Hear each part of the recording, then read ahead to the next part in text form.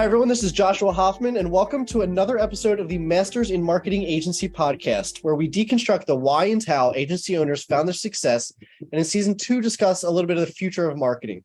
Today, I have Greg Shuey, the co-founder and CEO of Stryde, a marketing agency that helps seven-figure D2C brands get unstuck and scale to 8 figures. Welcome, Greg. Thank you. Thank you for having me.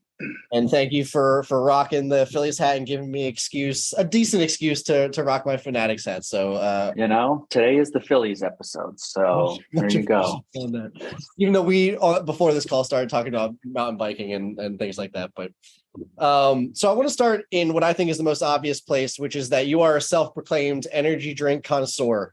So I have to ask, what is your favorite and least favorite? Right here, let's see if we can get it up on the screen. It's a Rockstar Orangeade. You like my koozie here? My wife bought this for me for Christmas one year. It keeps it cold. So I sip on this all day long. So I start at 7:30 and this isn't done till 1. So it's not like I'm pounding these things. Coffee or no coffee? No coffee, just energy drinks. That's your, all right. And then do you have a least favorite? The original Red Bull or the original Rockstar. They're like gasoline. I hate them. They're disgusting. Interesting. I'm a huge Red Bull Formula One fan, but I think I've had one Red Bull in my entire life. All right. So now I want to jump to something I guess is a little bit more relevant, which you mentioned on your website, actually, that your firm is powered by women. So where did that come from and what kind of like benefits do you see from that? Yeah, great. So is it all right if I talk maybe kind of about our shift in focus? Absolutely. And lead in with that. Okay. So we've been in business for about 10 and a half years. About 5-6 years ago, we started as full service. We help everyone and anyone. About 5-6 years ago, we went through a really lengthy process to really help find ourselves and figure out who we want to be when we grow up. And part of that process helped us kind of determine the industry that we wanted to work in and then the specific verticals that we wanted to work in. And so through that process, we decided that we wanted to work with e-commerce businesses. We had seen a lot of success working with e-commerce businesses. We decided that lead gen businesses, accountants, lawyers, SaaS companies just wasn't exciting anymore. And we wanted to go all in on e-commerce, which actually worked out really well for us going into COVID. I mean, it was about 3 years before COVID. It was fantastic. That's another story for another time. As part of that, the industries or the verticals that we chose to work in are mom and baby, fashion, mostly women's fashion, and home decor. And then we have this weird bucket of sporting goods, which we talked about last week. So in those 3 verticals, our primary demographic that we were targeting for our clients is obviously women. And through that transition, we noticed that more and more women were applying to open roles at Stryde, and it just kind of clicked together for us that women started joining the organization. They were better marketers for these businesses that were targeting women and selling products that women were most interested in. Our VP of Services is a woman, and most of our staff today are female. So we love it. How exactly, you mentioned like finding yourself through that process. Do you have any, is there anything you could specifically put your finger on or that was tangible? You said like, this is what we did, or was it more just like working on the business, not in the business, having a meeting every month and pointing in a different direction? Like, what did that look like? Yeah, so it was probably a 6-month discussion that we went through. Like it started at 6 months from start of discussion to end of discussion. And during that 6 months, lots of internal conversations. We did a lot of analysis. So one of the things that we do at Stryde is we do job costing per client. So one of the first things that we wanted to look at is what did our job costing look like across each of the industries that we worked in? And one of the main drivers for us was, holy crap, like we're way profitable on e-commerce businesses. We're way less profitable on these other types of businesses. So that started to take us down that path. the next thing that we looked at is we said, okay, where are we being most successful? And guess where we were most successful? E-commerce. We were still getting traction for our lead gen businesses. And honestly, we still have a couple of those legacy clients today that we still do lead gen for. But between those were the two biggest drivers: is where were we most profitable? Where were we getting the best results? And then we polled our team, like, where are you having the most fun? E-commerce, right? Like, those are exciting businesses. Driving leads for a law firm, man, like, not very fun, not very exciting. And so over that process, we decided this is where we're going. And I think you guys are mainly with Shopify, right? Yeah. So most of the brands that we work with are running on Shopify. Have you guys explored Amazon? Is there a reason you haven't kind of dove into Amazon? So we at one point in time did some Amazon for some of our clients. To be honest, we weren't very good at it. Like, we were taking their money, we were doing okay, but we decided that we were going to partner up with an Amazon agency who was only focused on doing Amazon. So when the opportunity showed itself, when clients wanted to shift into a second marketplace, keep their D2C running, shift into Amazon, we would have someone that we would be able to hand off to them. Our agencies work incredibly well together. Oddly enough, they're just like a mile that way. And the owner of the company lives in my neighborhood. So it's worked really well. Are you open to saying the company? I used to work with Amazon businesses or agencies, so I'm now kind of curious. So the company is Evolved Commerce. Okay. I'm pretty sure I've heard of them. I know Pitted Labs. I don't know if you know them. They're somewhere in Utah, so I don't know if it was I haven't. And then we're also playing with an agency who is down in Mexico as well, called AMZ Advisors. And so we're testing the waters right now. That's interesting, because I forget where I heard it, but anytime you're making a decision like that, you decide to either build it, you buy it, or you partner, right? And in this case, obviously, you decide not to build a service around Amazon because you guys just wasn't your core competency, and decided to partner, which I think is really interesting. And obviously, it sounds like it's going well. Are there any other situations that you ran into where you kind of had that same decision? Like, do we build this service? I guess you can't really buy it, or do we partner with someone? Sure. Development. So Shopify Dev. We dipped our toe in that. I thought, sure, that would be a great way to add additional revenue for the business. And, we lost money almost every single time. So we have some great dev agencies that we partner with as well. Most of the clients that we work with are coming in and they're actually really polished. So, I mean, they're doing low to mid seven figures.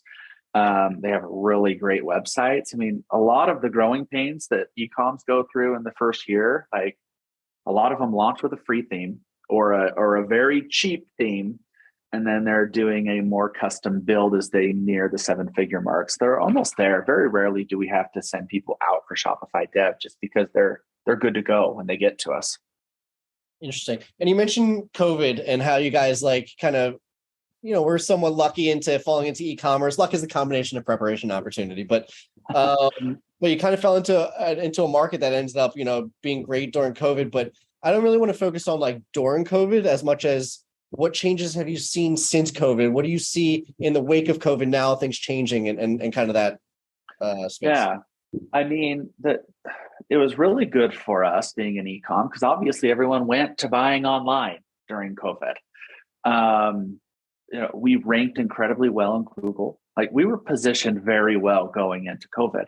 The funny thing is 2 days after lockdown, everyone became an e-commerce marketing agency. So it became very, very saturated, very competitive, very quickly for us. But lucky for us, I mean, we already had kind of that Stryde as the e-commerce marketing agency for these verticals, and we kind of owned it, which was fantastic for us. Post-COVID, we still have a lot of those agencies. We still have a ton more e-commerce agencies than we had going into COVID, which has been, I wouldn't say problematic per se, but it's been more difficult. It's far more competitive for us in terms of buying keywords through Google Ads, doing our own organic SEO. There's just more folks that we go up against now in terms of new client acquisition. Sales cycles are a lot longer than they were pre-COVID. because they're talking to more agencies. And yeah, I would say those are some of the most difficult things that we faced. How do you think marketing agencies should like separate themselves then? Um, I think extreme focus, like not just being e-com, but getting very narrow on a specific vertical that they want to work in.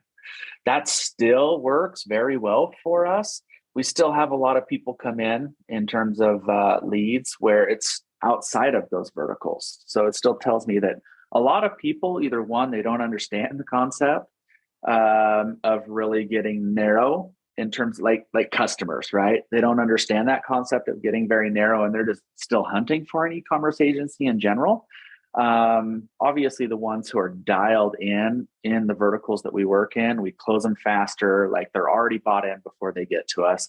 Like if you're an agency, get as narrow as you possibly can without, I mean, be smart about it, right? Don't pick something so teeny tiny that you can't even break $1 million a year in revenue. Like that's dumb.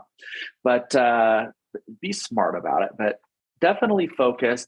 Use that as a differentiation, and you're going to bring better leads. You're going to bring better clients. Things are going to close easier and faster. Yeah. And right before you were talking about, we were kind of talking about like the COVID and the wake of COVID. And now I want to actually jump a few more years after that. And obviously with things changing right now from COVID wake, from AI, from there's just a whole lot of things happening right now. So what do you think this space, the marketing agency space, looks like in the next 2 years or 10 years? I'll give you whichever one you want to answer there. I think we're going to see much leaner marketing agencies. I think we're going to see a widespread adoption of AI for sure. There's some good tools. There's a lot of crappy tools out there, right? I mean, the good ones are going to be able to surface up. Do I truly believe AI is going to be able to replace a human being? No, I don't. Like we've played a lot with AI. Like, can AI create like a world-class piece of top of funnel content for an e-commerce business? Absolutely not. Like you still need someone with a brain who's smart and knows how to use AI to be able to get the right inputs. And then even the work that comes back in, like you don't know if that's been stolen or plagiarized from some other website. You still need a human being to go do the editing, the expansion. But I do believe we're going to see smaller agencies in terms of people who are very smart about using AI. I also think we're probably going, a lot of agencies right now, when they sell deals, people come in and they just start marketing. I think we're going to see a shift where agencies are taking a step back and saying, okay, like really, what are we working with? Like, who is the brand? How is the brand perceived in the market? What are the products we really need to hone in on? We still have a ton of business, like clients come to us say, I just want you to sell everything. Well, I think we're going to start to see narrowing of like, no, we're going to go after these 3 products that have really deep supply chain, really great margins. And we're going to go after those. We're going to see brands focusing on the customer. One thing I hate about marketing agencies is they make assumptions, or they let their customer, their client, make assumptions on who their customer is, right? Like really dialing in who that customer is, what is the messaging, what are the products, what is the offer, matching that up and going. Very interesting. Do you have anything specific that you're open to sharing of how you do that? Or is that where the secret sauce starts? That's part of our secret sauce. Yeah. I mean, it's a lot of work too. And that's also part of the problem is that a lot of agencies, they don't want to do the elbow. They don't want to put in the elbow grease for that, right? Understanding who your customer is more than just saying, oh, we target women between the ages of 35 and 50 who have 2 kids and an income of $100,000 a year, right? It's picking up the phone and calling 50 of their customers and going through like a real conversation of learning, how do you research online? Like, what were the problems you encountered? When you looked at competitors, what brought you to us versus them? And really trying to get inside their heads and starting to really build that story and that customer journey Once you have that customer journey built, it becomes very crystal clear what you have to do at the different touch points and different parts of the funnel to be able to build a good and effective marketing campaign that generates a return. And when you do that, like platforms like Facebook work way better. All I see on LinkedIn these days are people complaining about how LinkedIn doesn't work anymore. Or not, I'm sorry, not LinkedIn.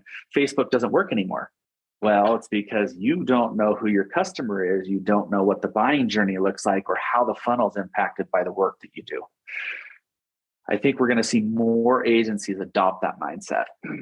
Yeah, just to add to that, I think, and I tend to say this like really aggressively, but I think people care too much about themselves and what they're trying to pitch. It's kind of like the how and the why or the what conversation, where you don't want to be pitching the what, you want to be pitching the why and all that kind of stuff. And I think when people, they're so proud of their business and they try to like share the benefits and features that they want to get out there, but they don't understand, like I always tell people on my team, like, you don't matter. Like, your opinion doesn't matter. It's all about the customer. I know that's why I say the aggressive part. Right?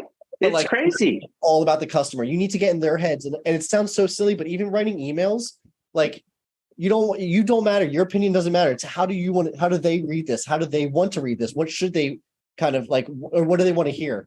I think it's everyone wants to, and I get it. Like, here's the things I want to tell you about the business, but it's like, really, what do they want to hear about the business? I think. It's funny. I was on a phone call a couple of weeks ago with a prospect. I said, "Who's your audience?" They gave us. I'm like, "Okay, like, you're 100% sure. Like, when is the last time you picked up the phone and called a customer and asked these 5 questions?" They're like, "Oh, never." I'm like, "Okay, why?" "Well, that's aggressive. That's unnecessary. That's too aggressive. We don't do that." And it's like, "Okay, you're not a good fit for us. Thank you very much."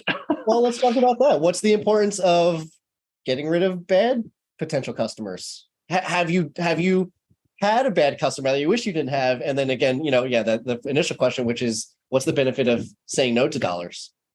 We do it all the time, actually. Yeah. So we probably bring in 30, 40 sales qualified leads a month just from all of our marketing efforts.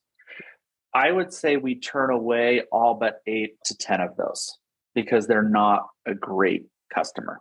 Whether they don't align with the verticals that we work in, or we get on the phone with them and it's very crystal clear that they're not ready to scale. Like, I'm sorry, you're plateaued, but because of the mindset and the way you operate your business, you're not ready to do this, right?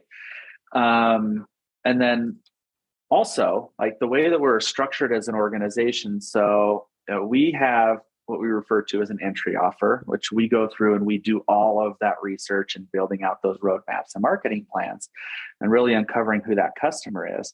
At the end of that process, we come out with a roadmap. And that roadmap are things that we're going to do and the things that the client needs to do in order to better prepare their organization to scale. We can tell very quickly as we go through those findings in that list whether or not they're willing to put in the effort. If they're not a good client. Like, we'll end relationships after 30 days just based on, are they willing to help us with the heavy lifts? And then typically, if we can't get traction in 3 or 4 months, we'll let a client go. Is that the last thing we want to do is we want to waste their money. Maybe there's someone out there who's better for them in their current situation. But we are very quick to filter out and let clients go. Because again, don't want to waste their money, but when we go back and we look at those job costing reports, we're usually not as profitable. Sometimes we're losing money. And so we know who our ideal customer is. We know what those characteristics are. We know the way that they interact with us and the things that they say are going to lead to a really long, profitable relationship for them and us. You mentioned marketing efforts, like for new sales and new clients. What do you guys do? So our biggest driver is through our own SEO. So we rank for so many keywords around e-commerce marketing agency, e-commerce SEO agency. We drive most of our leads that way. We've toyed around with paid search. It's really expensive for a lot of those keywords, even like at post-COVID, right? Like, even during COVID, like, those, they shot through the roof. So expensive. I feel like I'm losing light here. We're starting to get cloudy outside. We're starting to toy around with some Facebook ads, and then we're working on building out a LinkedIn campaign. We leverage partners to drive leads for us, like Amazon agencies, Shopify development agencies, platforms like Clutch. So those will drive some leads for us as well. And then one of my huge initiatives, me personally, for the rest of the year is to figure out how do we tap other people, organizations, networks to be able to drive more leads for our organization. Some more on the partnership side. Yep. Yep. Which honestly, I'm not very good at. So I'm going to be learning and figuring this out along the way. Yeah, I mean, like that's the BD business development kind of. I think that's the difference between sales and marketing and business development is the partnership side and executing on it and all that kind of stuff. Before I ask a few questions that I tend to ask at the end, I want to actually go all the way back to the beginning, and I want to understand how you started the agency. Oh, that's a loaded question. I worked for another agency before this. The agency was called SEO.com. If you can guess, our primary service was search engine optimization. So I was there for about 5 years. The owner of the company was pretty hell-bent on only allowing us to do SEO for our clients. At that point in time, I'm starting to look at this and say, okay, omnichannel is becoming really big, right? Like clients don't just need SEO anymore. Like they need all of this. And so, one thing led to another. I left, I started doing some consulting, and then some of the consulting work I was doing for another organization, the owners of that company were like, hey, like, what are you doing? Like, do you want to keep doing this? Do you want to start an agency and like scale this up? So I partnered with them, took on a little bit of cash to be able to make me comfortable while we started building the agency. I ended up buying them out. And that's kind of how Stryde was born. Yeah, no, I know we touched on that last time we spoke, and I thought it was a good story. So I wanted to make sure right at the end we could squeeze that in. A few questions at the end. If you had to teach something to other marketers, what would it be? Figuring out who the customer is.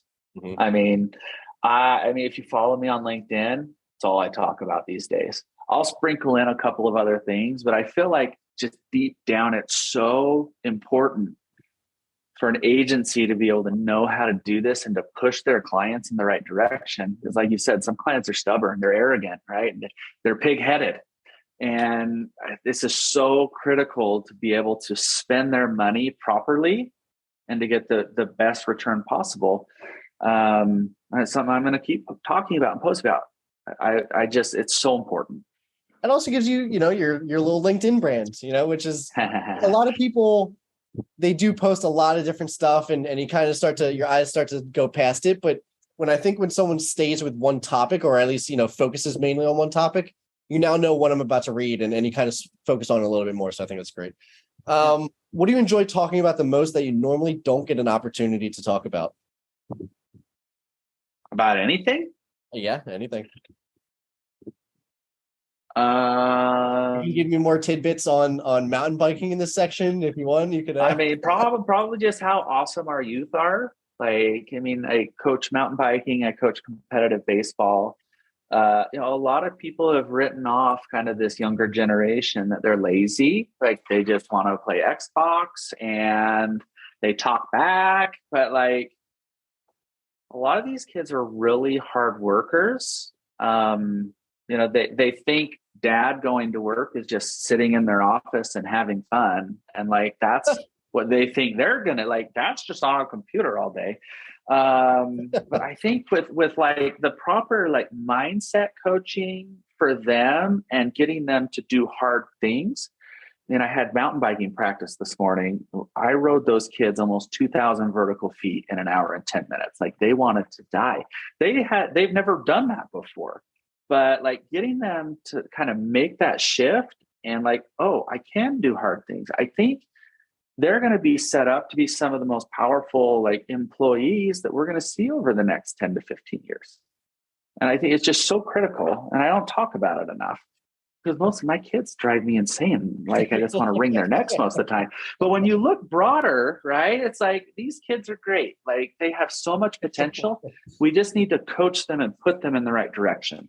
Yeah. The one thing I would say that at least you reminded me to think about on, doing something that maybe you haven't done before or something is it's a great mentality because once you do it once, you realize you can do it every other time. And it actually helps you through, if you do it the second time, you're struggling 75% of the way and you're like, can I even finish this? Yeah, you can finish this. So like power through that part. And that's how any workouts or anything, that's kind of how I think is like, now, again, we talked about me going a little too far sometimes and ending up in the hospital, but don't go that far. Maybe I shouldn't recommend this actually.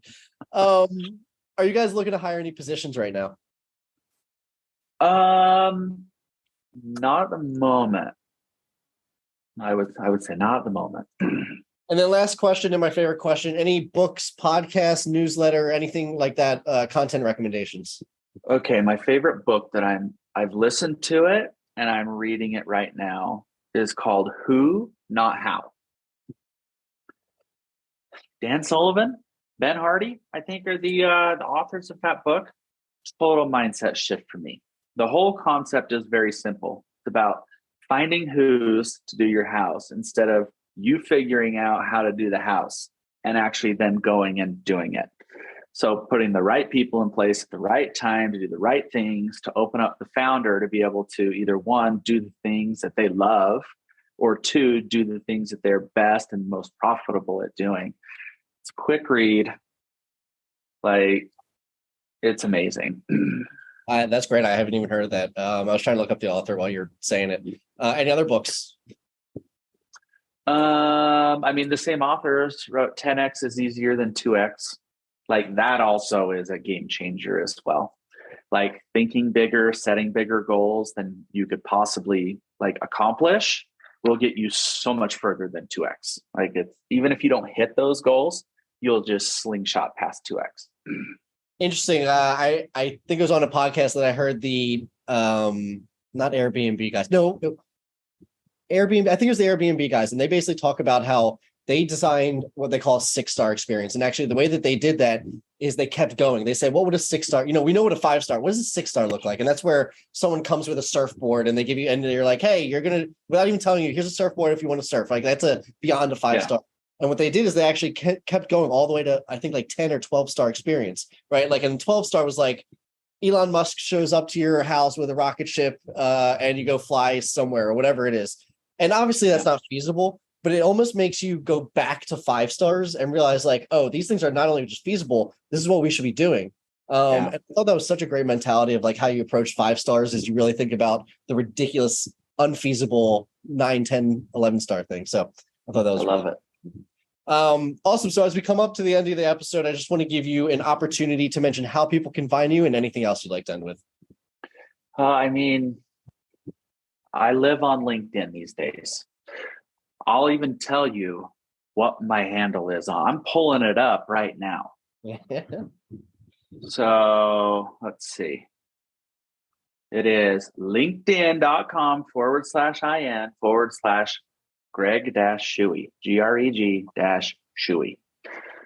Or you can just do it the easy way and search Greg Shuey. I don't know if there's any other Greg Shueys on LinkedIn. But yeah, that's going to be the best way to find. There's a couple. Wow, look at that. Sometimes, by the way, you'll see like they're also in like marketing agency space. You're like, how the hell did that happen? I got a creative designer. I'm like, I didn't even know there was like Greg Shuey, such a unique name. That's so weird. Shuey, by the way. Yep. Yeah. So yeah, that would be it for me. If you connect with me, just put in the notes, or in the comments, whatever it is. You listen to the podcast so that I don't think you're a dirty, rotten spammer and just send you right to the no thank you list. Let me know if anyone reaches out to you. That'd be awesome. That would be cool. Thank you so much for coming on the show. And for those of you who have learned something new from this episode, please consider giving us a like or a follow so we can continue getting the highest quality guests. And as always, thank you for listening, Greg. I thought this was great. I don't know if you want me to say this, but I know you were nervous before the call. I'm always nervous about stuff like this. Easier than you thought. It was great. Thank you for having me again. Thank you. Thanks for listening to the Masters in Marketing Agency podcast. I hope you got a ton of value out of this episode. And before we go, I just want to thank our sponsors, DevNoodle. DevNoodle provides marketing agencies with the ability to offer their clients unlimited website design, build, and management services with fixed monthly plans. If website design, development, and maintenance is holding your agency back from growing, please reach out to us at devnoodle.com. where we make websites easy for you and easy for your clients. devnoodle.com.